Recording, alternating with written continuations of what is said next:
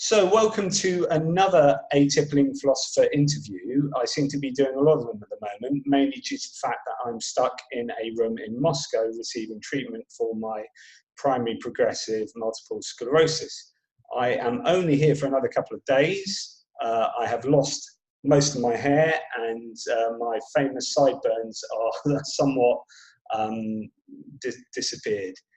And disheveled. So I apologize for my look, but hopefully the conversation we will have tonight will be edifying for you and interesting. And I have a really fascinating guest who I'll allow them to introduce themselves to you from a different part of the world, from the usual America, UK sort of paradigm that I often have interviews across. So Kaveh, would you like to introduce yourself to the world? Hello. First of all, I want to wish you a speedy recovery. I have been following your journey on Facebook, and I'm really impressed by how brave you are in facing the disease. And I hope that you'll put this behind you very soon.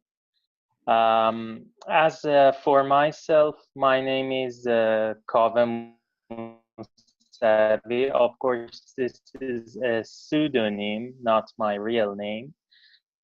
I'm an ex-Muslim living in Iran, and I have a blog on Patheos Networks, the same network as Jonathan, and on my blog, I focus on ex-Muslim, leftist Muslim community. Speaking, I'm a liberal, and within Iranian politics, I'm a reformist, and I support the administration of Hassan Rouhani, but not the regime as a whole. And these are the things that I write about: the politics of Iran. I study international relations, and this is my expertise. And these are the topics that I touch in my blog. So when you call yourself a reformist in terms of Iran, I mean, reformist is fairly a self-evident term. You're trying to change and reform things for the better. What are the main concerns in Iran for reform? Well, I think everything are concerns for reform, but basically I'm a reformist because I don't support a revolution or regime change, and that has many reasons. The main reason is the fact that if you look at the history of revolutions in my region in the recent history, you will see that, I think that the exception is Tunisia, but in all other Muslim nations, the revolution has led to the situation getting worse rather than better. Like if you look at Egypt, they had one military dictatorship, now they have another military dictatorship. And in countries like Syria, Libya, and Iraq, the regime change led to destabilization and the death of many people. If you ask me what is my ideal is that we change the system slowly until the unelected basically officials like the supreme leader become completely ceremonial, like the Queen of England. Mm-hmm. This is the ultimate goal. Of course, this goal is not close. Basically, right now, I think the main priority for reformists in Iran is two things. One is to solve the problem that we have with the United States and change our relationship with the world from a hostile relationship to a friendly relationship. And secondly, world economy, to stop being an isolated economy. We do these things. Both of those two things are inextricably linked, Yeah, because changing your relationship with America, they are the ones who are stifling your economy most egregiously, and so therefore, yeah, changing one will affect the other. exactly. These two things are basically the same thing, and that is to change the relationship overall from a hostile one to a friendly one. Mm. And what I find interesting, and this is something that I've seen of late, talking about things like Brexit, which I know is probably not number one on your list of concerns. But in Britain, we have this situation of Brexit where we're looking like we're going to leave the European Union. Now, if my predictions are correct, and that sends us into an economic decline of sorts, this is a real problem, because one of our previous prime ministers said it's the economy stupid. If you don't get the economy right, you don't get the tax income in. And if you don't get the tax income in, you can't spend it on those public services. And if you can't spend it on the public services, you actually get a much less morally stable country. So if you want reform to happen, like if you want proper stable, moral, ethical, human rights ridden countries full of all the good things that we look for in life, then actually you need to start with the economy first.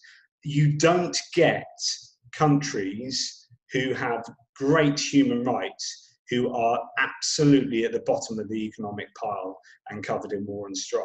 So I think you're absolutely right to say that economics needs to come first, and then through that you can reform. Would you agree?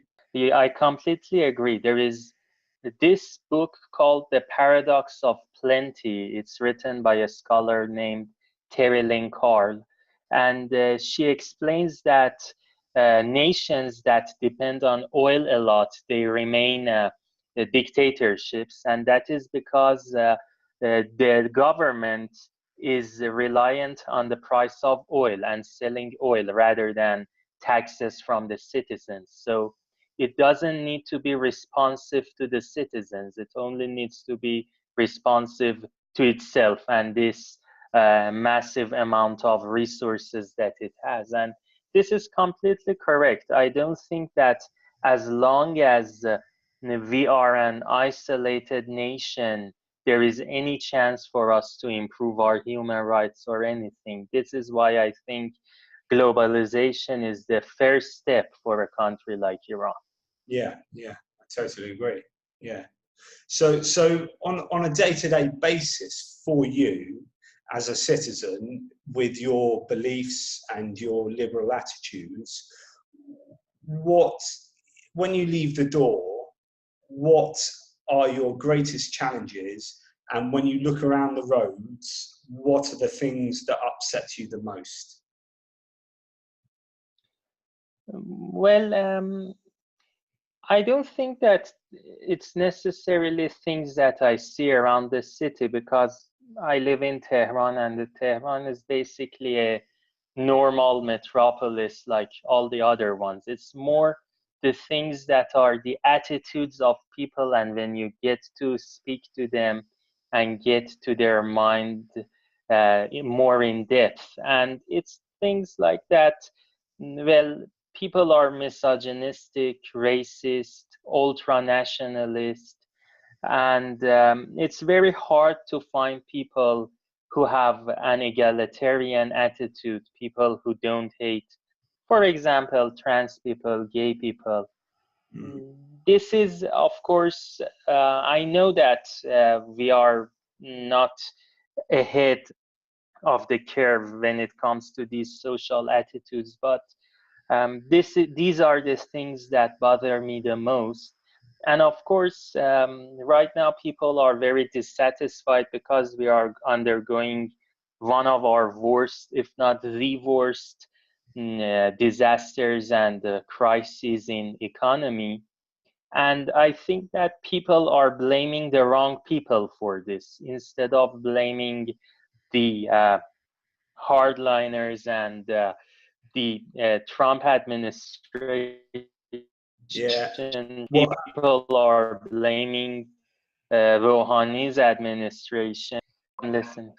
Well, I think that's a really common thing, because data suggests that in economic downturns that xenophobia and ultranationalism and blaming outsiders is pretty much the first thing that takes place.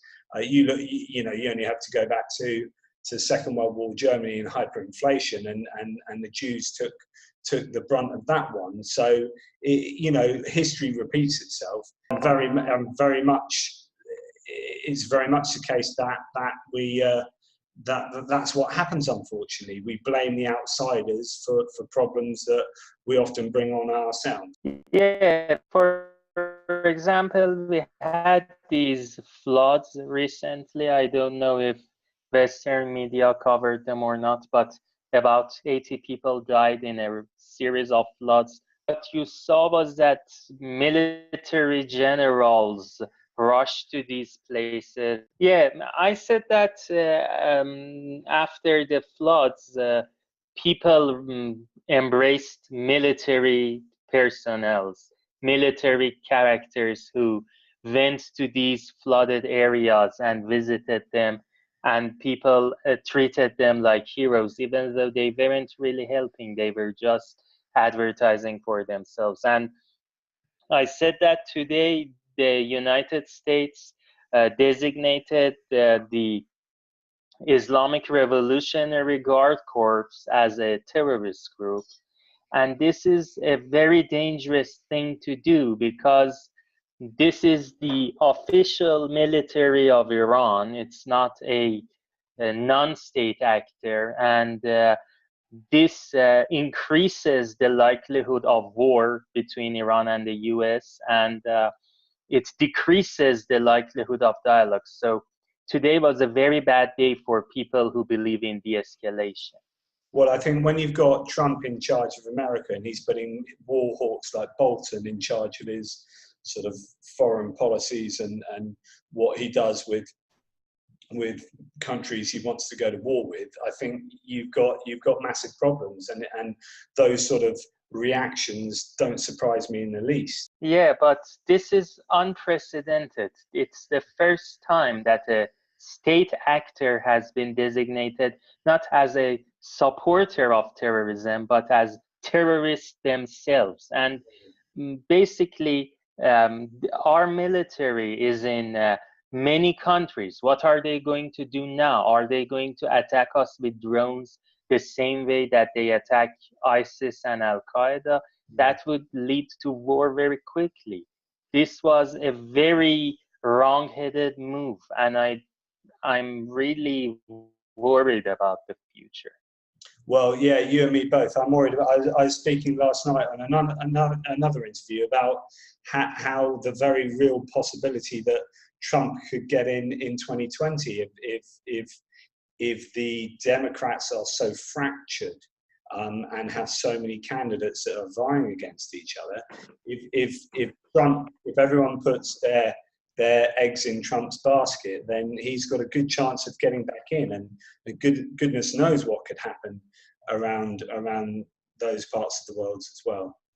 Well, I think that Trump is, of course, weak as an incumbent, and I don't mean that as in he's going to lose. There's a 50-50 chance that he might lose or he might win, but I actually don't agree that the Democrats are too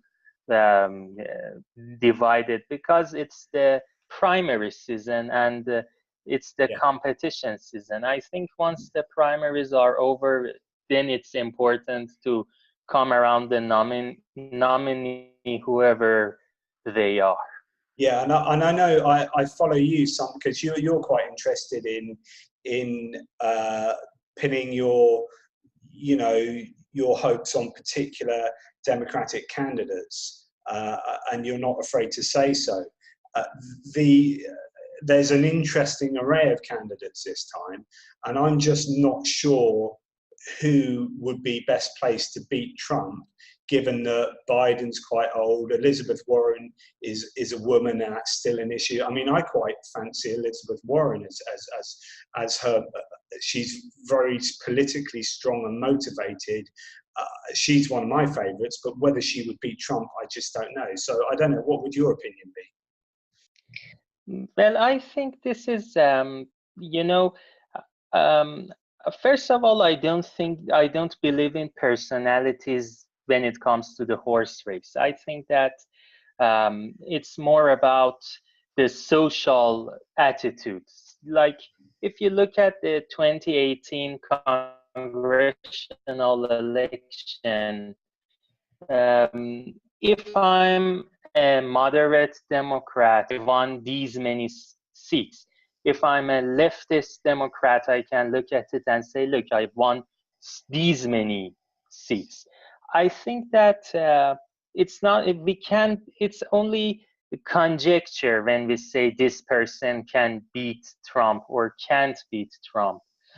Because ultimately, we don't know the factors beforehand. Like, I don't know, if James Comey hadn't announced that he was reopening the Clinton investigation, she might have won easily. Yeah. But at the same time, how are we so sure that Bernie Sanders didn't have a similar thing? I don't think it's a matter of who is the nominee. Of course, when it comes to Warren herself, I really admire her as a politician. She's very knowledgeable, very policy oriented, but the fact is that she seems to be electorally weak because she was in third place in Massachusetts. That's her own state. Now, if Warren is really weak when it comes to elections, she will lose in the primary. If she wins the primary, then it means that she's not weak, because you can't win the primary if you're weak. Yeah. Interesting. Very interesting. To change subjects wildly, are you comfortable to talk about religion in your home country and how you have experienced it and how you have navigated your way through the maze of religion and irreligion in Iran? Well, Iran is an interesting country when it comes to religion. We are a theocracy. We are ruled by the Sharia law officially, and at the same time, people are not that religious. Like, people drink alcohol, people dance. Only a minority of people believe in hijab. But at the same time, even these more loose Muslims who are okay with not praying and drinking alcohol, they also have some negative attitude towards atheists. An atheist in everything but name, and that would be okay. But once you call yourself an atheist, then everyone will look at you strangely. And my experience is that if you confront people with their religious ideas, they will overreact to you. But if you don't, they don't do much to you. Of course, you have to consider the element of class. The poorer people who live in poor regions, they are very religious. And if you live among them, then your life is completely different. But for someone like me who's that seems to be the case in Egypt and Turkey as well. When you look at the way that they voted in recent elections and Arab Springs, where you get the intellectual elites in the urban centres sort of coming up with these reformist ideas, but then they're undercut by the lower educated classes outside of the cities in the rural areas who appear to be far more fervently religious. Yeah, Iran is a very segregated society. Like you can live somewhere that no one disagrees with you, basically. And it's a combination of money and education and religiosity. Like these things are always linked together. You don't, like, for example, um, if you look at women who enroll in universities, freshman women, I don't know if that phrase makes sense or not, but those who are in the first year of university, you see many of them wearing chadors, that is the traditional highly religious dress. But when it comes to the fourth year of the university, when they are about to graduate, about 80% of them have lost their chadors. So you can see how even when those other classes come to the universities, they become more secular. Yeah. Do you think that Iran is secularizing at all at any pace? Is there any appetite for secularization, for a growing sense of non-religiosity? Or, you know, where do you think the trajectory of the religious landscape is going? I think Iran is definitely secularizing. Like, I'm sure that, first of all, lots of this is the reaction to the current regime. Like, people were much more religious and much more into religious conservatism when the revolution happened. Of course, it was a religious revolution. But right now, for example, let me tell you one thing, and this is not something that I'm telling a tale about. This is the statistics that the regime itself has published.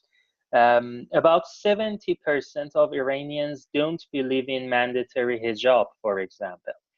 There wasn't even a single province, even in the most religious parts of the country, that a majority of people supported mandatory hijab.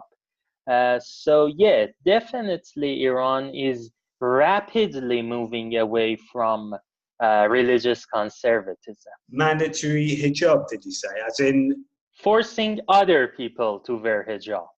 Oh, right. Yes. Sorry. Yeah. Interesting. So you think, and I wonder whether, as with many movements towards liberalisation, whether these are driven by the young, and in turn, whether the young having access to the internet and to social media and to other cultures outside of their own can lead to a growing sense of liberalisation. Do you think that is playing a part? Well, the vast majority of Iranians are under 40 years old. 60% of Iranians are under 40. And I do believe that social media has a role. Like when I was a teenager, the idea of accepting gay people was a taboo. Like you couldn't speak about it. But right now, I don't mean that they are the majority yet, but you see a very observable, sizable group of people who are supporting the rights of LGBT people. And these things, these changes were exacerbated because of social media. Yeah, and social media is actually very powerful in Iran. There is this app called Telegram. It's a messaging app. It has 43 million users in Iran, and Iran is a country with 80 million people. So like more than 50% of people use a specific app in social media. So that's quite hopeful for the future, really. Then, as far as the country liberalising. I mean, where would you see? It's an almost impossible question to answer, but where would you see the country in 10 years' time, or where would you hope to see it? Well, if we are not destroyed by this current economic crisis, I'm sure that in 10 years' time, like I said something, I said that Iran is becoming the next Turkey and Turkey is becoming the next Iran. That was what seemed to me. And if Donald Trump doesn't manage to make us another Syria, if we're not fighting with dogs to eat something off the garbage can in the next 2 years, then I'm sure in the next 10 years we will be very secular. We will be very, I mean, if you speak about 10 years, the social changes are so fast that the regime either accepts and reforms or it collapses. I don't think the same regime, I mean, unchanged, can survive 5 years from now. Because But the other, I remember when yeah, Rouhani. but I remember when Rouhani came in, and you were a really big supporter of Rouhani. Are you still on board with his reforms? Is he still reforming? Well, yes, I'm still a big supporter of Rouhani, and the point is that right now, no, he's not very focused on internal reforms right now, but I think that's natural considering the international crisis that we are in. Right now, Rouhani is focusing on changing our international and diplomatic situation. And I basically think that he has the correct policies for Iran right now. So I continue to support him, yes. Good, good. Of course, I have to tell you that his approval rating is 9%. So 91% of Iranians disagree with me. Oh dear. But this is only because he is the president and everything is being destroyed. Like he didn't cause these problems.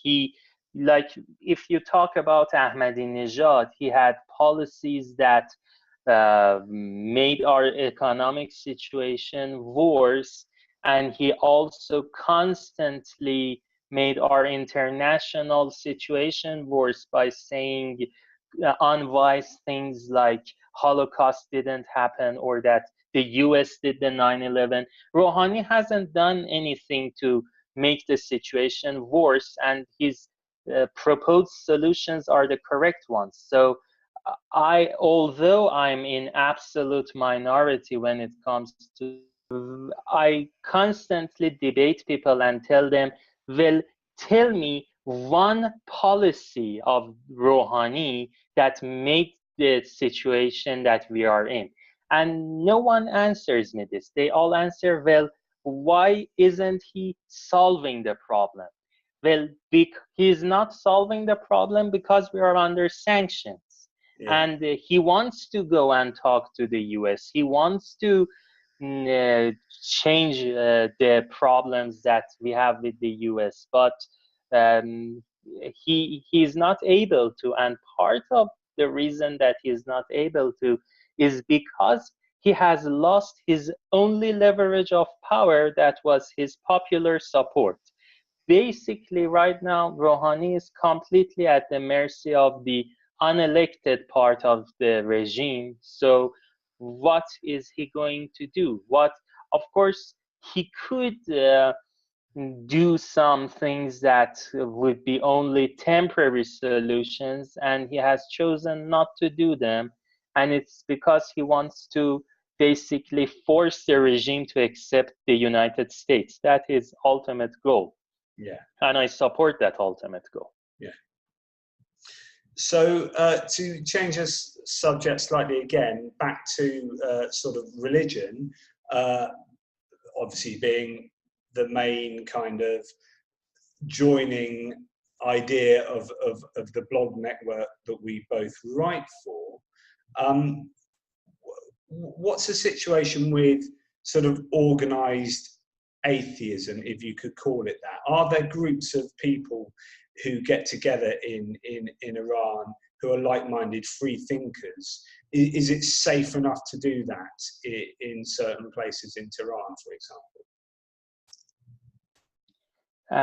Well, you can't be an open atheist. That is basically a given. Now, if you go to the right places, you will find many atheists, but those places are never called atheist places. They are like liberal places, or I don't know, philosophy reading places. But I don't think we have that much of organized atheism. Of course, there are some places on the social media, but I personally can't stand them either because they are ultra nationalistic. Really interesting. Yeah, And yeah, it's basically the point is that when you're an Iranian, there are two kinds of identities that are in clash with each other. One is the Persian identity, and the other one is the Islamic identity. And usually, when people try to distance themselves from the Islamic identity, they double down on the Persian one. But that is not something that I support. I believe in human identity. yeah, yeah. So, and is there a danger that even if you do get together on social media, say have Facebook groups, that there are, you know, organizations, intelligence organizations that oversee these things, that are you afraid of being outed and whatnot? Uh, Definitely. If you basically try to advertise atheism in Persian, our judiciary is very cruel. Or basically between the different sections of the regime, the worst one is the Justice Department because they are very cruel, very backward, very a bunch of extremists. So I don't recommend anyone who is still in Iran to talk about atheism. Of course, I do it, but the difference is that I do it in English, not in Persian. Yeah, So my audience is basically Western. They are not Iranian. So that creates a safety net for me. But I wouldn't dare to write the same things in Persian that I write in English. yeah. So it looks like the kind of journey of Iran into secularization would be an economic one first, with international relations improving, that allow you to become allow you to work on a par with similar nations, and then those kind of liberal attitudes towards freedom of religion and freedom of expression are probably the very last things that would take place on that journey. Yeah, yeah. Of course, I think that Iran probably has a very large atheist population. Like, I wouldn't be surprised if like 10% of Iranians are atheists. But yeah, the point is that, you know, why poke the hornet's nest when you don't have to? Yeah, Like, it's true that we need secularization, but first we need to convince people. For example, there's currently an argument about marriage of children under 18. Now, this is not a very common problem. It concerns only about thousands of people, but it's still something that exists. Now, there's a very vicious argument about this in the parliament where the The Reformist faction is trying to ban marriage under 18, and the conservative faction is trying to keep it. And it's a religious argument, basically, because the Prophet married people who were under 18, so it should be legal. This is their argument. And I mean that when we are still solving the issues that seem to be so simple, like can children marry, it's not time to really to talk about the existence of God in a public setting. Yeah, it's about prioritizing, you know, what's important for the country to move forward. Interesting. Well, look, Kaveh, as we draw to an end, is there anything that you wanted to say that you're working on? Is there anything that you wanted to plug, or are there any more topics that you think you want to cover before the end of the interview? Well, the thing that I want to ask Western people is that if you can pressure your governments to help against sanctions on Iran, because they are not productive, they won't lead to democracy, they will only lead to poverty, hunger, and death, and possibly Iran falling completely back into the hands of the religious extremists like at the time of Ahmadinejad.